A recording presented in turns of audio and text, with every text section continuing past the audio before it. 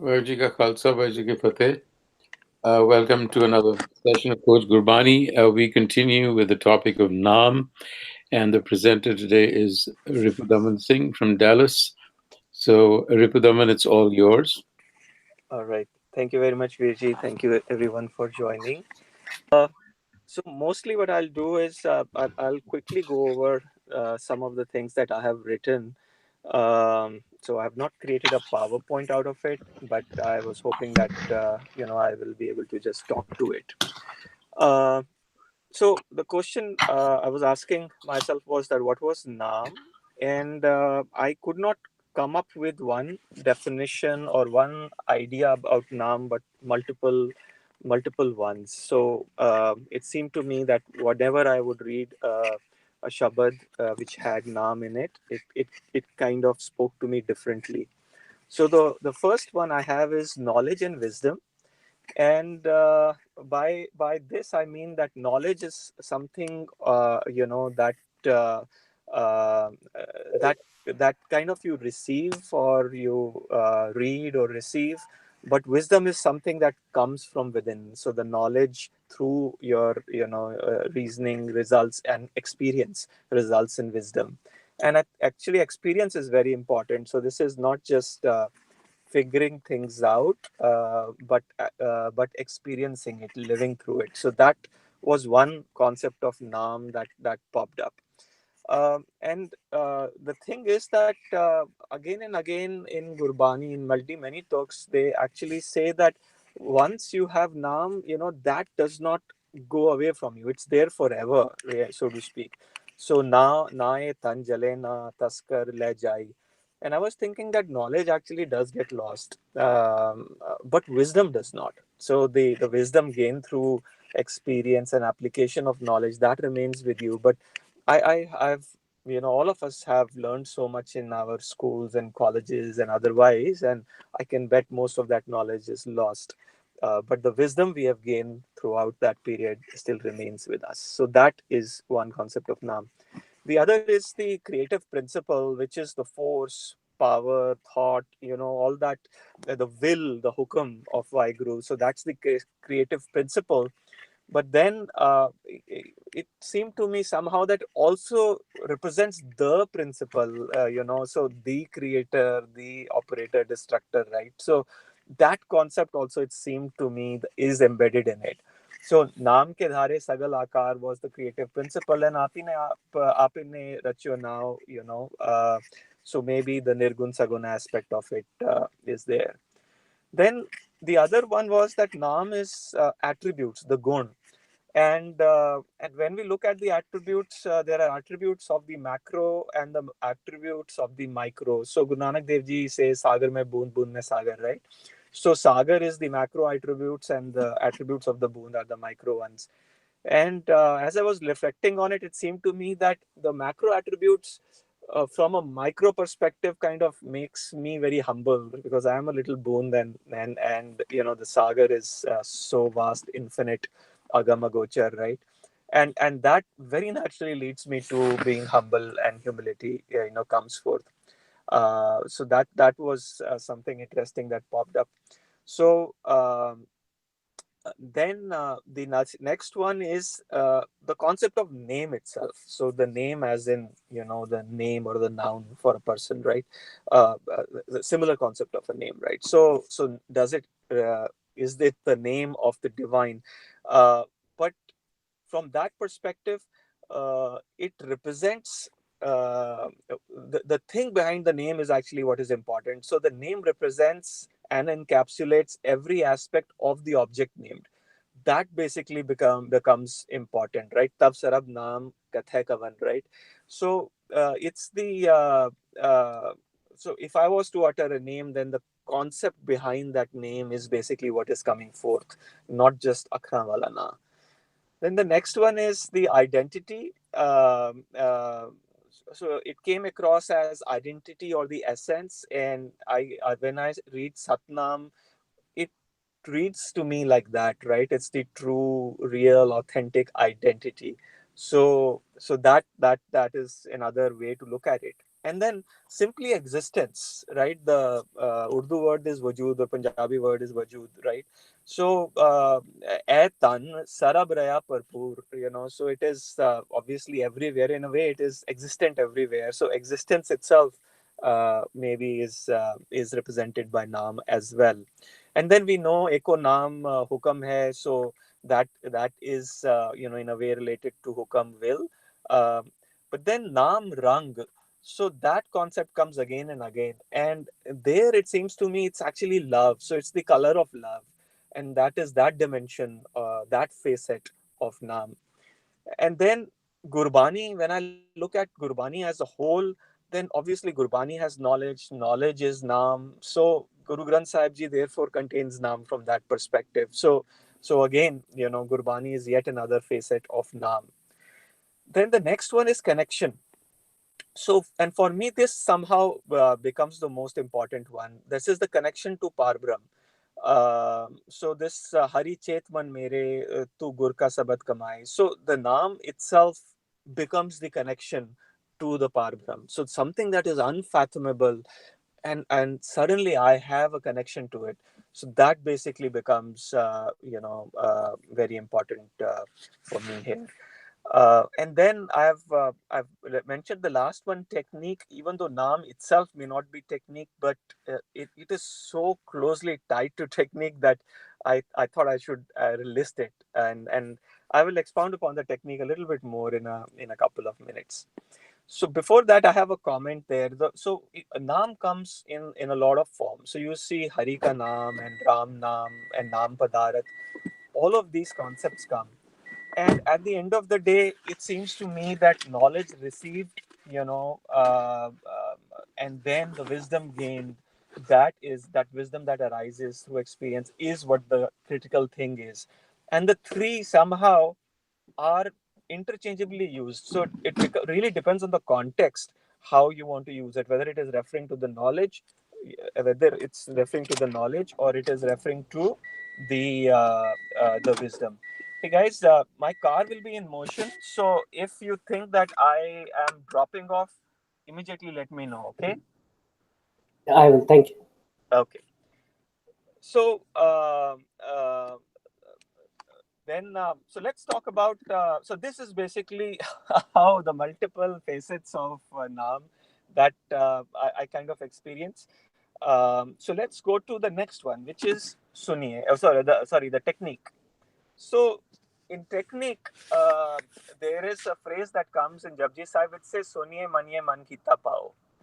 And Sunye is actually listening carefully to the teachings, right? That's how, at least, it seems to me.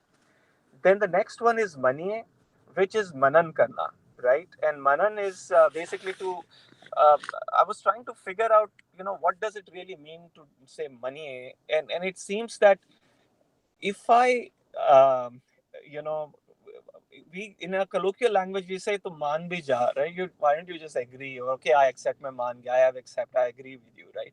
But actually, when you manan karna, you when you accept it, there is a lot of it that goes behind it, and that is that you're convincing yourself. So there is a what you have listened to. You are you're thinking about it.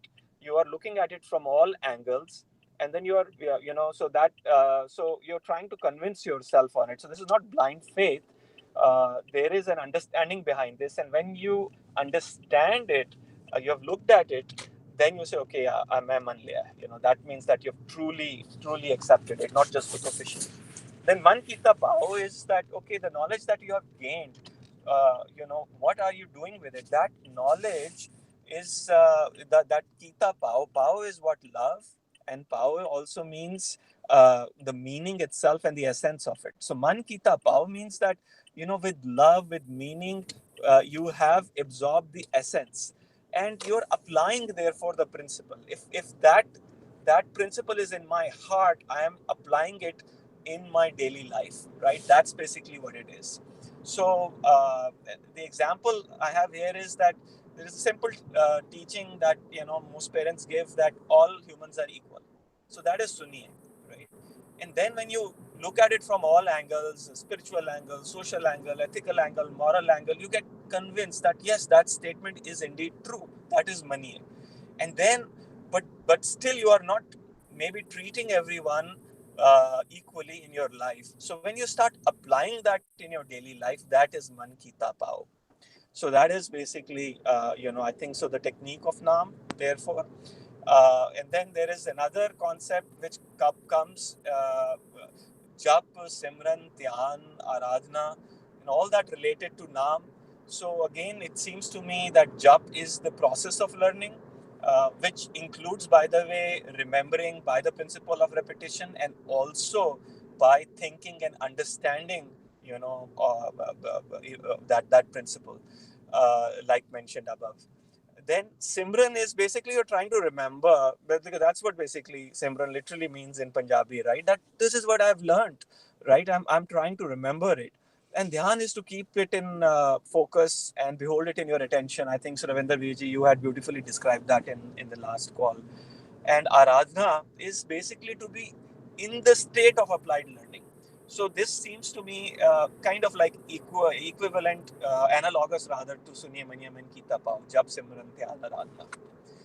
Uh, then where is the knowledge coming from? It says Guru is the giver of Naam, right? So Gur miliye Naam paiye. So Guru is the teacher, and maybe Guru is the teaching. Then Naam is the knowledge contained in those teaching, and then ultimately Naam is the wisdom that is arising from within. And so that's kind of like the continuum. Again, these are not firm definitions. The context can change the meaning. It's just uh, it's always dependent on the context. So it's not necessarily that Guru will always mean teacher. Guru will always mean teaching. Guru could mean knowledge also. Like Gur Prasad, knowledge. There, Gur stands for knowledge, I believe. But this is just therefore context is important. The next is I wanted to relate that to the aim of life. And in the Hukam, when we had, Home section that we had done that, we had talked about this as well. So, Kiv Sachiara Hoye, Kiv Kude Tutte Par is basically, in Japji Sahib, the aim. And Hukam Razai Chalana Nanak Khanal is the basically what Guruji told us. So I'm not basically the way I interpret all of these Nanak हुक्म जे बुझे ता हमें कहे न कोई हुक्म मने ता हरि मिले ता विचो हमें जाए and हरि चेत मन मिले मेरे तू गुर का शब्द कमाए is that the hukam, that is the divine will, is that through Guru ka shabad, Guru's teachings, that is Gurbani. Hari Chet, you remember your inner self. This leads to you're meeting with the Hari, your true inner self, and this removes Home, your false identity. That's basically what it is, and therefore you become Satyara. Because all you're left with is your true identity, your true inner self, and this is basically therefore Jinni Naam Te Aaya, Kai Musakat Ghal, Nanak Te Makhujli Kehti Chuti Naal. So at this point in time, if you would indulge me, I would like to actually read out a story. Is that okay? Am I doing okay on time? हाँ जी हाँ जी. All right. So here it goes. A teacher has 3 students, the challenger, the doer, and the blind follower. The teacher told the students, for the coming month, in the morning, say to yourself again and again, what will I do today? The students nodded in agreement and went home. On the way home, the challenger began to think, why did the teacher say for the coming month? Why not the week? And why daily? That will be very boring and tedious. Maybe why not do it once a week and cover all days of the week? And yes, that's what I'll do. That's much more efficient. And that's what he did in the following month. The blind follower went home, got up in the morning, took his bath, sat in front of his teacher's photograph, and bowed his head. He then started saying, what will I do today? What will I do today? What will I do today? And he did that for 30 minutes. He bowed to his teacher's photograph and went about his daily life. He did that for the whole month. Now the doer went home, got up in the morning, took his bath, sat down with a paper and a pen at his desk, and he asked himself, "What will I do today?" He thought and made a short list. He folded the piece of paper and put it in his pocket. As he went about doing the chores of the day, he would from time to time open the paper and look at the list. He would tick off items as he finished doing them. Over a period of few days, he realized that his life had become much more focused. He realized that the process of making a list in the morning forced him to think about the most important things in his life. And when he did those during the day, the outcome of his efforts was aligned with his goals that he had set for himself. That made him very happy and satisfied. In other words, his life became better and happy. Now, the challenger, on the other hand, did not have this active feedback loop. He was doing this once a week. The list was too long, and it became a list of chores rather than a list that could help him gain focus in life. The activity itself became a bother to him, a senseless ritual with no positive outcome. He would often think the respected teacher's teachings don't work. As far as the blind follower goes, he very faithfully and without question kept on repeating the sentence every single day with no improvement in his life. Now, if I was to relate these, then to the blind follower, Guruji would say, Sadgur no sabko vekda, jeta jagat sansar, dithe mugat na hovai, jichar shabad na kare vichar. So, to the challenger, Guru would say that salam jawab dono kare, mundo kutha jaye, nanak dove kudya, thai na kai pai. So, and probably to the doer, Guruji might say that Akli Sahib Seviya, Akli Paiye Man, Akli Padi, okay, Padke Bujiye, Akli Kiche Dan. So this is a shabash from the Guru that, that's how I interpret it, So that serve your master using the intellect drenched in master's teachings, essentially. So that was a story I came up with to convince myself as to, what probably the Guru actually means with respect to following the Guru's words.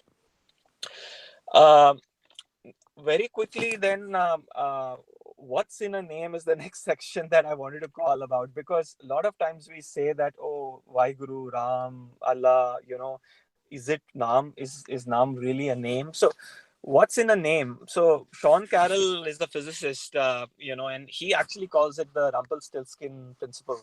So, he says you name it, you have power over it. And the names that we have given in our life are, in basically, typically, like, for example, conservation of momentum, it's a name, but it stands for a principle. Special relativity is a name, but it stands for a principle. Similarly, atom, gravity, even the Celsius or democracy, these are all names that we have given, but they stand, they have a meaning behind them. And each one of you, if you have studied these in the past, just by me saying democracy, for example, all of you know what it means. So actually, that's what the power of the name is.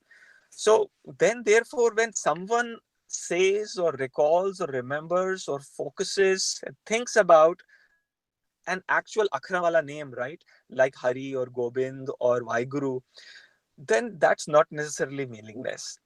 Because if they have spent a lifetime, lovingly understanding, Gurbani, then these names have profound meanings to them. And when you utter them, probably the concepts behind them and everything that is related to behind them is coming to their mind. And they are therefore able to live that connection. So therefore, I think, what's in a name, maybe there's a lot in a name from that perspective. Now, is a name so basically, in Gurbani we can find a lot of shabads which say, recite a name, and a lot of shabads which say that if you recite a name, that's useless, like Ram Ram sabko kahe Ram na hoy, gur prasadi Ram man vasai, ta fal pave koi. And antari Govind jis lagi preet. So again, preet in my mind is Naam. So again, then, that is being related. Maybe a different concept of Naam here, that just by repeating without a meaning behind it is probably useless, because then it's kind of like a magic word. But when you have a preet, then when you recall that name, it actually means, it brings to focus again, because in our daily life we may forget, but when we suddenly remember the name, it brings to focus our preet again. And Guruji uses the word jeva and rasna and their shabads related to all of that. Now, the metaphorical use, to me, it becomes clear when Guruji says, Art pehar jeva aradhi. Who can actually use your tongue to actually say it for 24 hours? Nobody can. So, obviously, Guruji is going beyond the physical tongue and using it metaphorically for our inner process. So Guruji also says that jibe bajo bolna, right? Yon jivat marna. So so that is also a clear indication that it's not just the physical aspect of it. There's a whole thing behind it, internal aspect, that is probably uh, important. So I therefore keep saying myself that is recitation of the word Vaheguru Nam Abhyas or not. And like I said, that probably, if it is mindful recitation, because it is bringing you back into the focus, it reminds you of the teaching, and the teaching says connect to your inner self, then sure. And teachings also say, that you praise the one, right? Again and again, and Gurbani is full of praises. So maybe yes, it is meaningful. It is.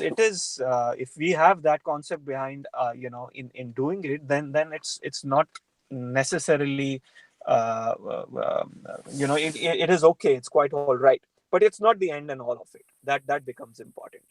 So those were my thoughts on on Naam Pulchuk Thema. So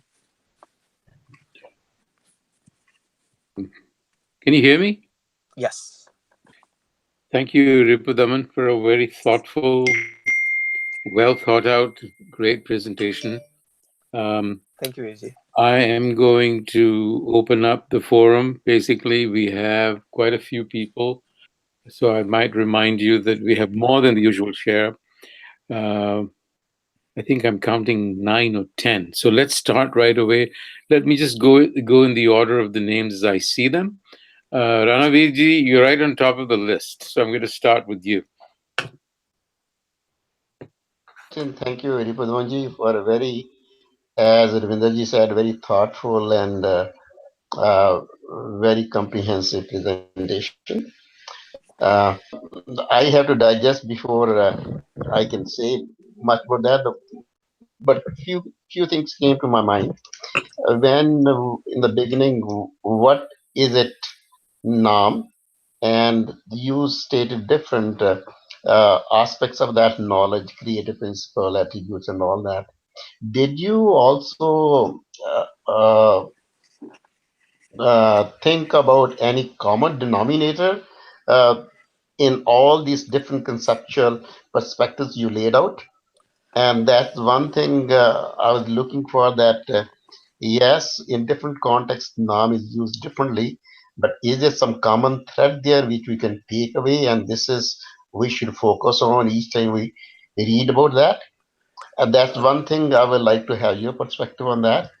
Sure, And the Virji. second thing is, sorry, Sorry, yeah, you go did I? ahead. Go Go ahead, ahead. The Viji. second, Finish your thoughts. yeah, second thing is कि तुसी गल कीती सी, you said Naam comes from Guru. Uh, but as I read Gurbani once in a while, it is also the by grace of God is there, good karma is there, sangat will milda naam. So there are different, there are other ways of getting naam in Gurbani. This is my understanding, and you can correct me on that, please. Okay, Back to Virji. you. Thank you very much, Virji. Appreciate your questions. So, in the first question was, is there a common thread? Um so, it may be that there is a common thread, and that common thread actually uh, is the attributes, maybe the gun. Because if at least that's to me, sometimes it seems that the gun that we describe are actually in a way the knowledge itself, and in a way they talk about the creative principle itself. So the more I focus on the gun, the more it seems the other aspects start getting covered. So that's one way to look at it. Another way to look at it is that it's all coming from the one. So so the thought, well, so maybe I should just reduce it to the thought of Parbrahm, right? So if all that we see that exists is the thought of Vaheguru, right? Then our relationship to the Parbrahm is through this thought. So from that perspective, that becomes the identity, that becomes the existence, that becomes the will, that becomes the attribute itself, and it becomes the knowledge as well, right? So maybe uh, that's something that comes to my mind. On the second question, Vijay, actually, I didn't realize that Naam could be obtained from elsewhere. I kept on, uh, um so I always thought that it comes through Gur Mila Naam Paiya is just one quote, but the Sangat is necessary to enforce it, to walk the path, so that if you fall, they are there to help you, right? That's what I thought, but I did not. I maybe if you could send me those Shabadvi, Panktiyan, then I would love to do, more contemplative thought on that. So Thank you. Thank you, Ripudaman, for your responses. Before I move on to the second participant here on the list that I see, may I suggest that you do consider Rana Virji's questions in your response and observation, because they are important ones.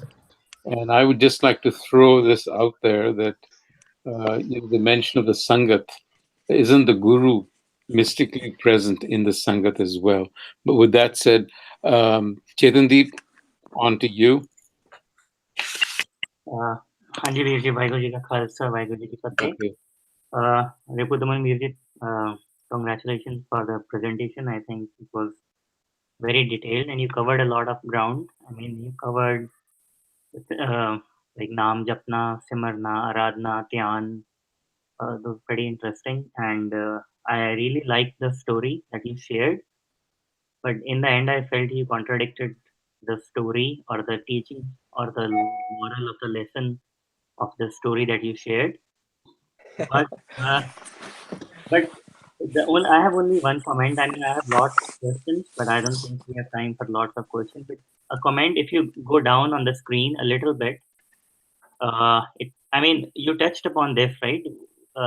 Whenever you take a name, it basically tells you the concept. All the examples you gave of atom or gravity or democracy, right? So the connection you made is like if we keep repeating the name, it recalls the entire concept. But what I no, want, yeah, so slightly different. Actually, those are not my words. I said that when you say the name, it recalls the concept. Whether you keep repeating it or not is something that you decide. right, You can say it once, and that brings you to focus and you recall it, and that's good enough. But maybe after 30 seconds your focus is lost again, and you repeat again, and it brings you back, right? So it is a technique. So I think we should not uh, uh, kind of like get hung up on the technique. If somebody likes that technique, great. If some doesn't work for them, something else works for them, that is also fine. That's basically what the point I was trying to bring about. the observation I wanted to make here actually was that, as you said, when like all these words, when we say the name, it brings a concept.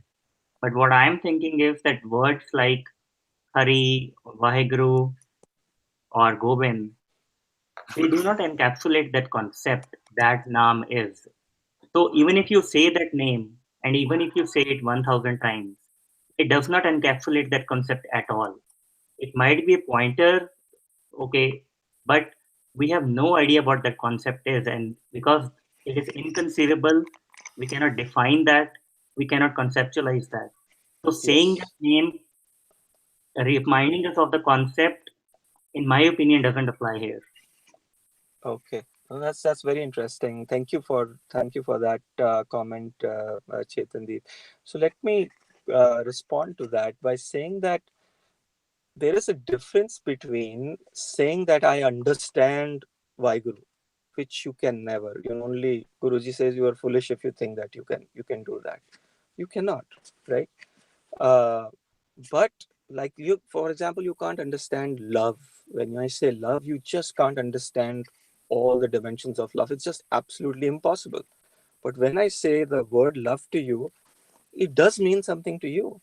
That's all basically it means, right? And finally, there is a principle in Indian philosophy called the Arundhati principle.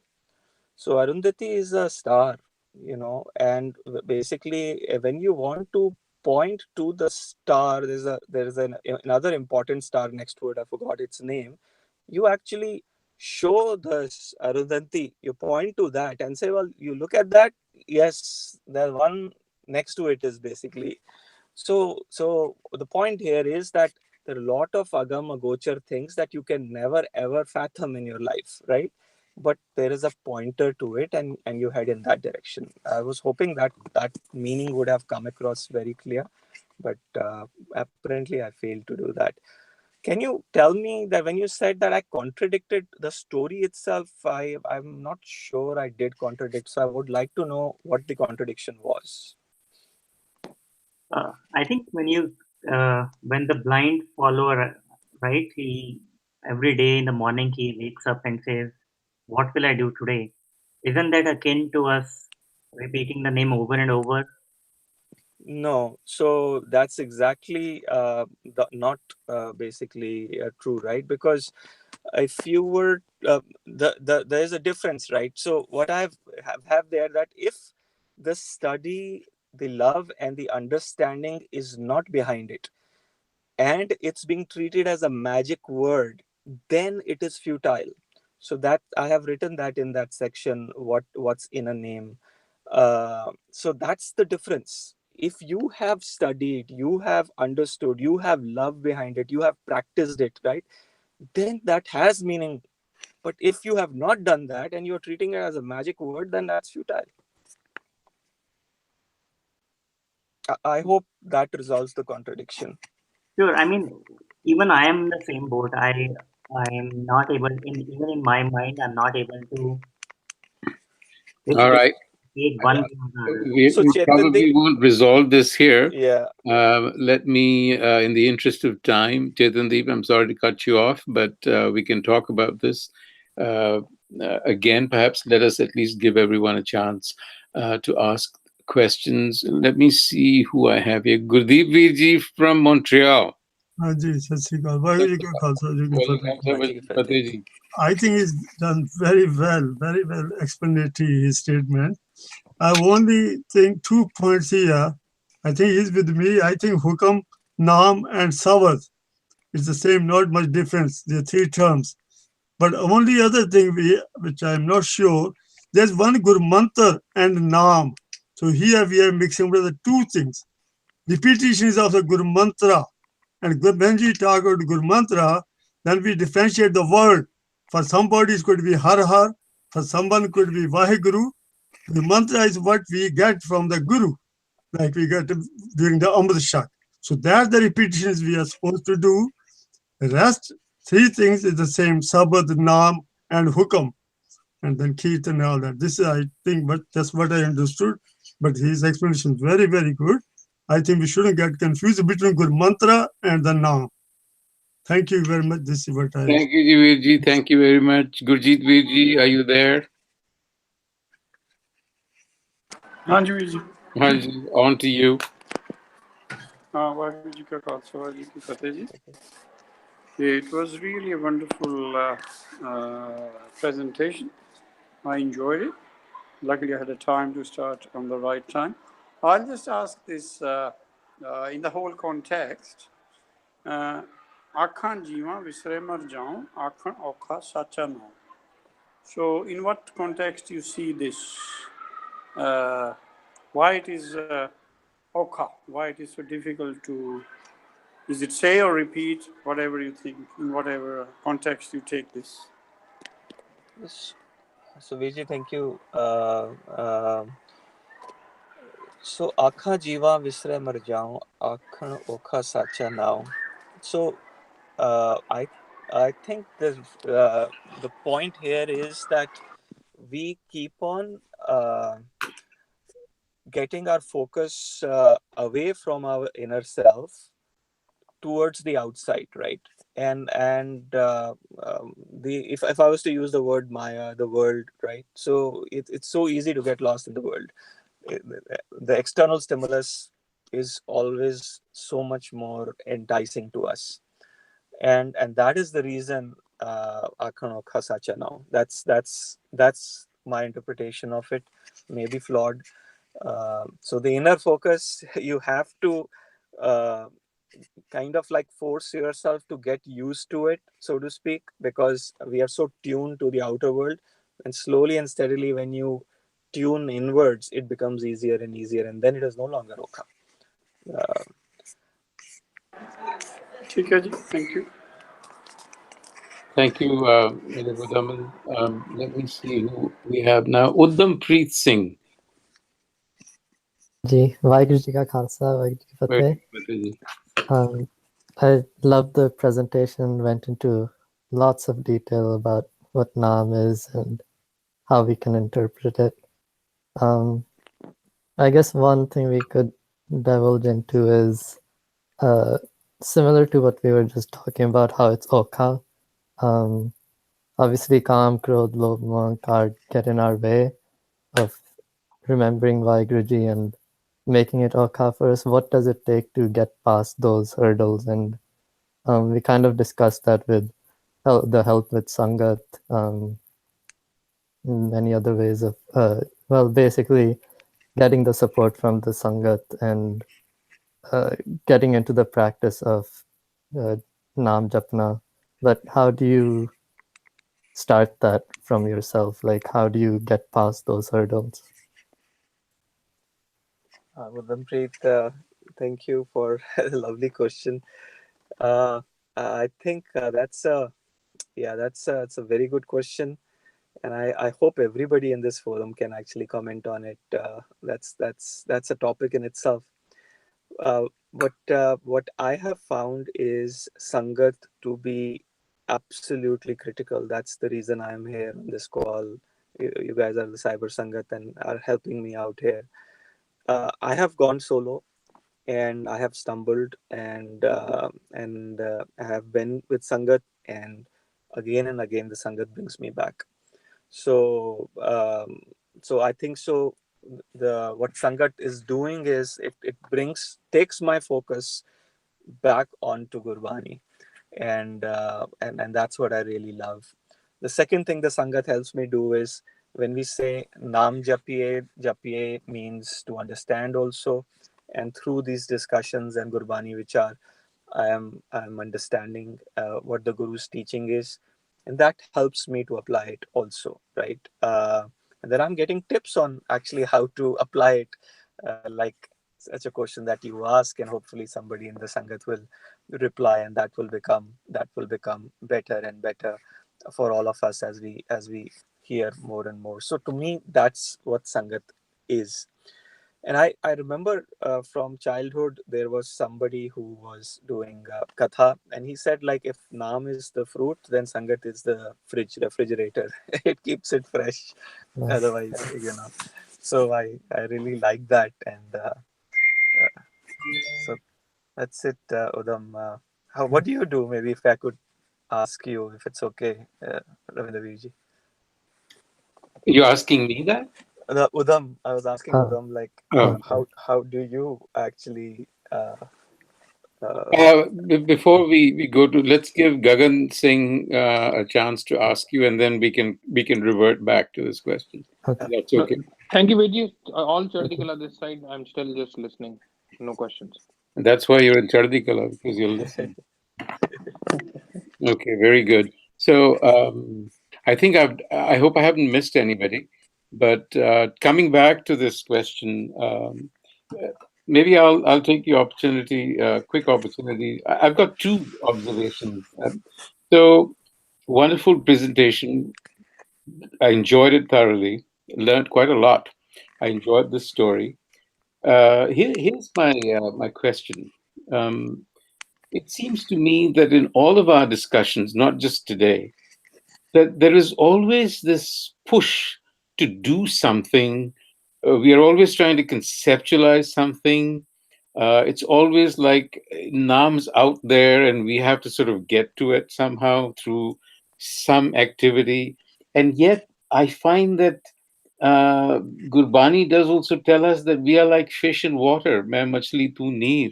So, could it be possible that there really is no need to do anything? Does that ever sort of strike you as being reasonable?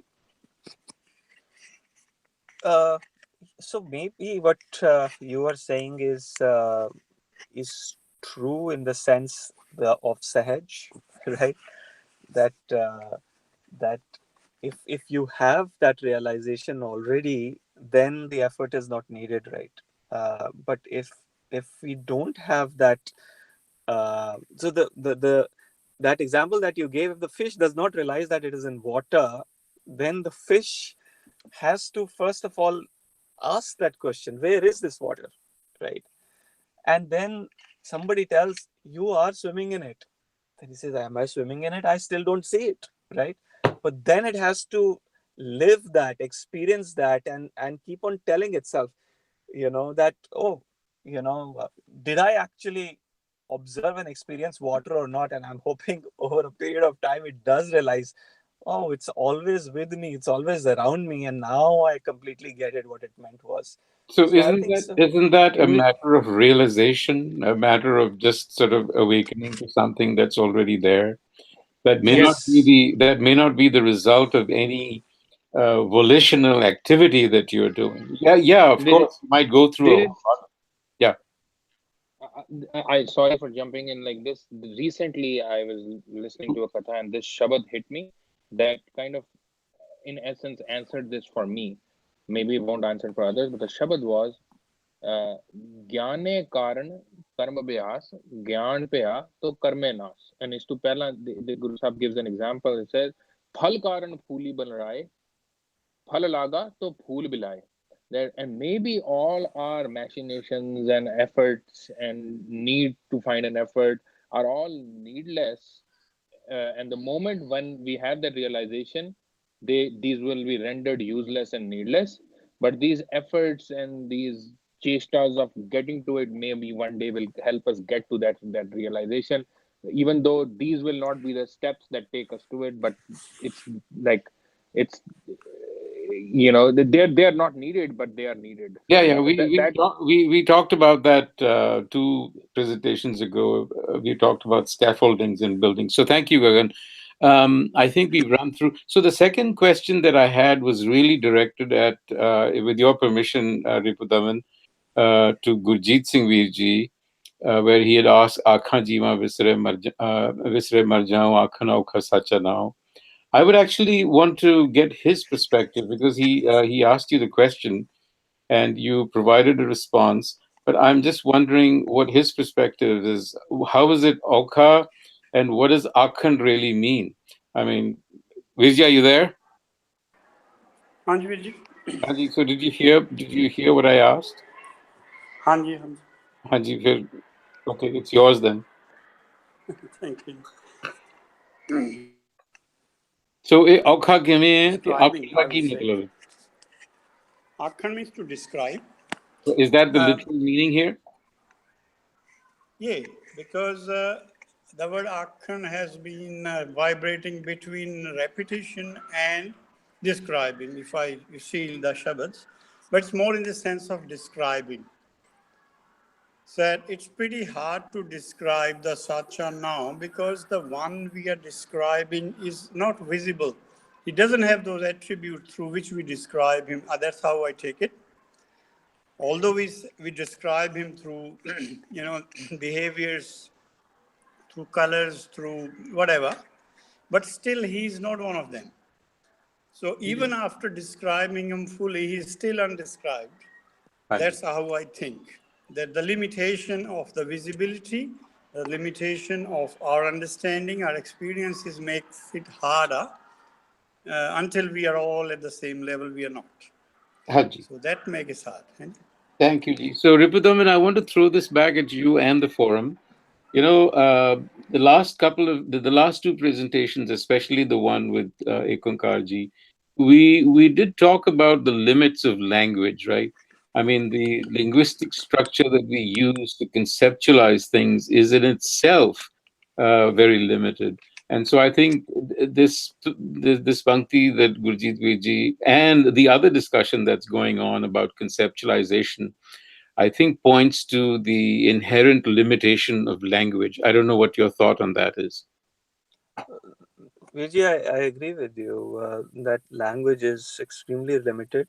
Language is an approximation of what humans actually feel.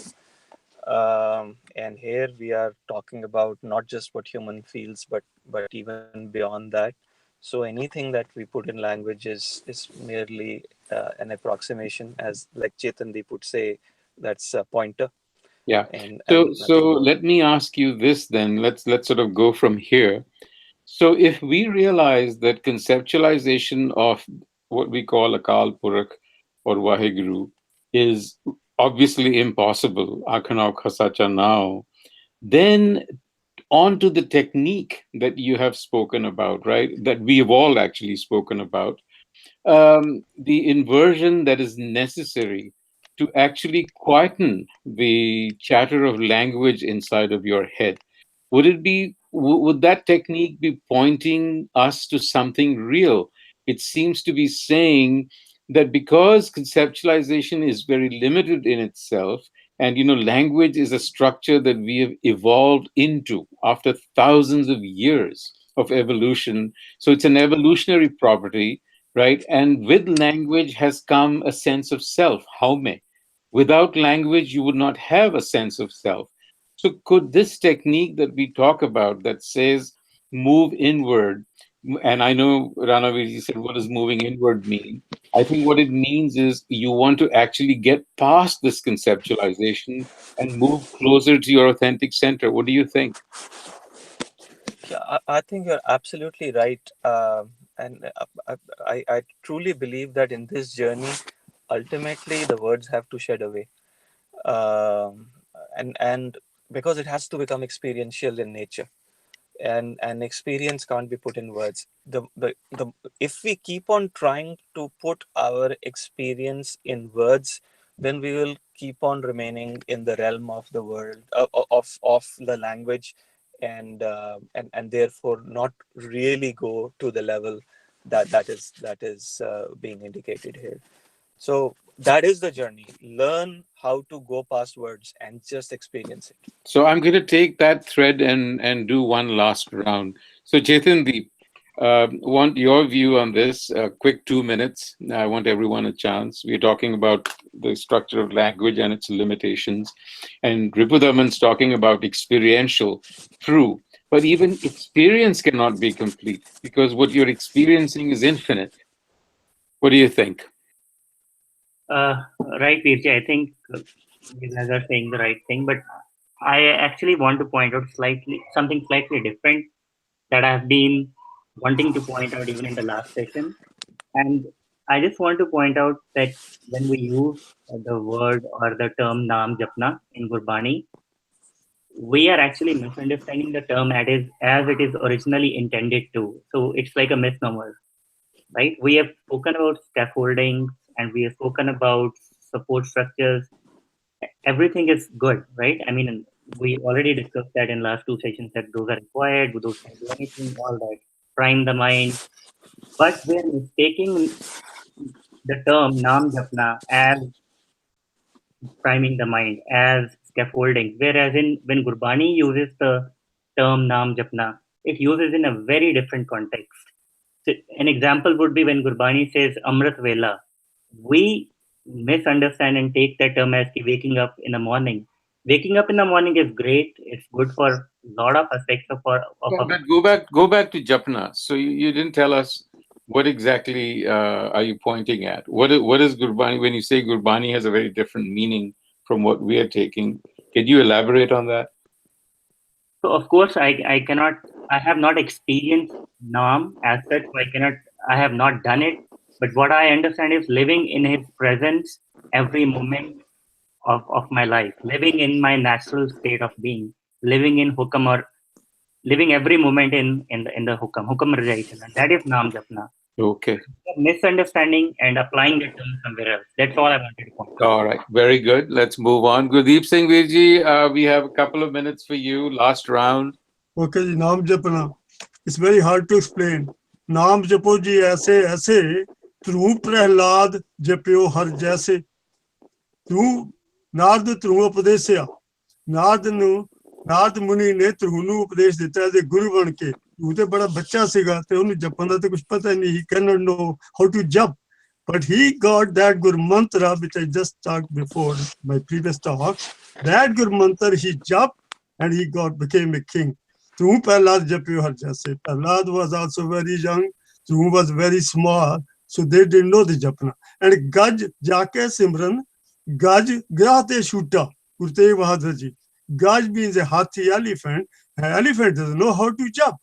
So that means from inside, something sprout from him because he was dying with the Tendu as a long story, but he picked up a flower and offered to God and he became free. It's very difficult to explain these terms. Actually, it has to be your own personal experience. How to be introvert, extrovert to introvert. Introvert, काहेरे बन खोजन जाई सर्वनवासी सदा लेपा तो ही संग समाई pope मज्जों बास बस्त है मुख में जैसे शाही you cannot see the smell where it lies in the flower but that's our own experience. Thank you ji. Thank you very much for the insight. Hanji Gurjeet Veer ji, couple of minutes, last thoughts, observations. Hanji Veer ji, there are 4 stages as said darshan, parsan, sarsan, harsan. This is how it one after the other, they are attached to each other, that the Gurbani or the Naam will give us a darshan, means the understanding. Through understanding, we can, person means we can touch it, we can closer to it, and then sarsan is the ulas in us, all the ras, whatever knowledge, which we need to obtain to get mukti, and harsan is the Nanak Bhaktan Sada Vigas. So these are the stages starting from Jap.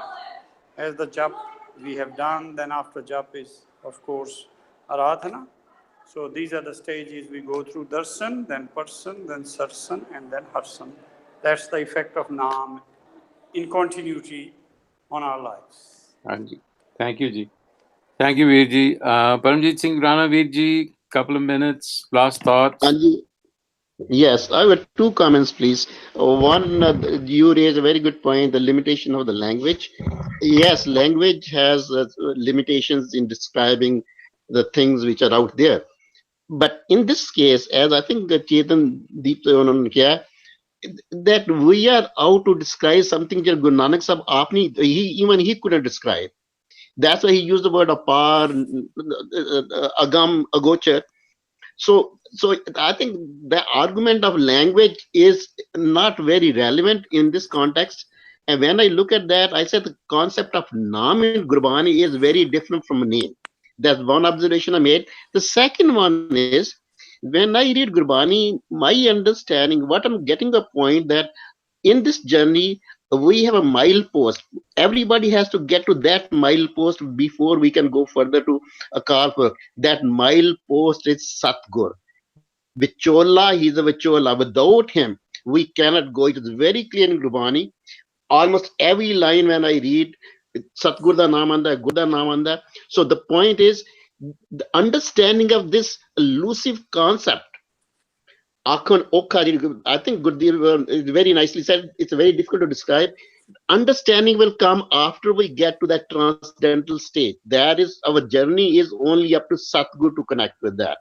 And to me, it is, when I see everything what we are doing is to getting only, whether we do Kirtan, whether we do part, whether we get together, discuss all these things, we are trying to get the the kirpa from Akal Purkh that we can be connected with Gur, with Satgur. So that is my understanding. Naam, the full understanding of Naam will come after that stage. Thank you, Ji. That's my comment. Yeah. Ji, Uddam Preet Singh Ji, you're the last one. You have a minute to share your thoughts. I'm not sure what I can say about, but and I really loved everything we talked about today. Excellent. Okay, very good. Ripudaman, any? Thank you for the opportunity, Virji. Lot of learning. I really appreciate it. No, I think Harvinder has been silent. Harvinder prefers to remain silent. But Harvinder, if you have any last thought, please pipe in. No, everything is good. I love the story. I really like it. Thank you very much. Very well. Great discussion. Thank you, everyone, for your input. And we shall convene again next week. With that said, Vaheguru Ji Ka Khalsa, Vaheguru Ji Ki Fateh.